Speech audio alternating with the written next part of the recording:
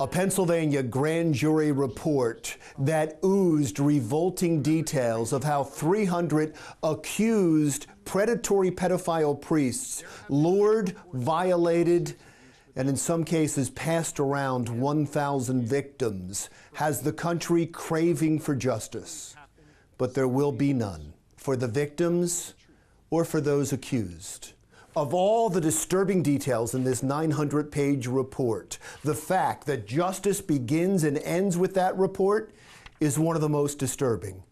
Look, I understand. It's easy to get enraged beyond reason when you read page after page of lurid abuse of victims. But when reason is lost, we all become victims. I want to be clear before I continue that I am not defending a single priest who is guilty of abusing a child. I am disgusted, just like you, by the violation of trust, by the mutation of moral authority, by the pollution of innocence. Every one of them who is guilty should burn in the same hell that they have threatened others with for far less. But that's the problem, isn't it? They are all accused. Not one of them is charged. And because all of the cases detailed in the grand jury report fall outside the Pennsylvania statute of limitations, none of the priests will ever be charged or stand trial.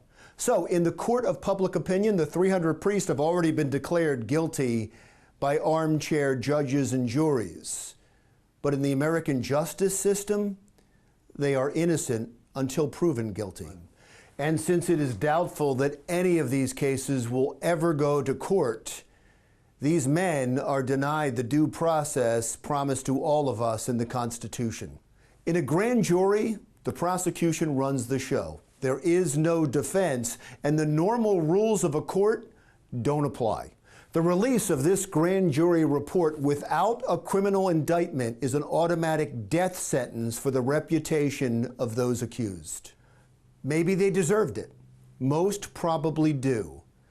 Some who claim their innocence had their names redacted, but details of their alleged misdeeds were still there for everyone to see. And it was written in the most vile, descriptive terms with accusatory adjectives to stoke even more disgust, if that is even possible. None of the cases in the report are recent. Some of them date back decades. Some of the people accused are dead, and so too now are their reputations.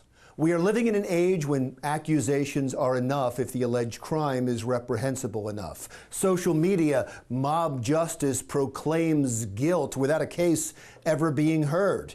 It started with Me Too and now exists in this grand jury report. It is a dangerous power that we are giving the government to condemn without a defense.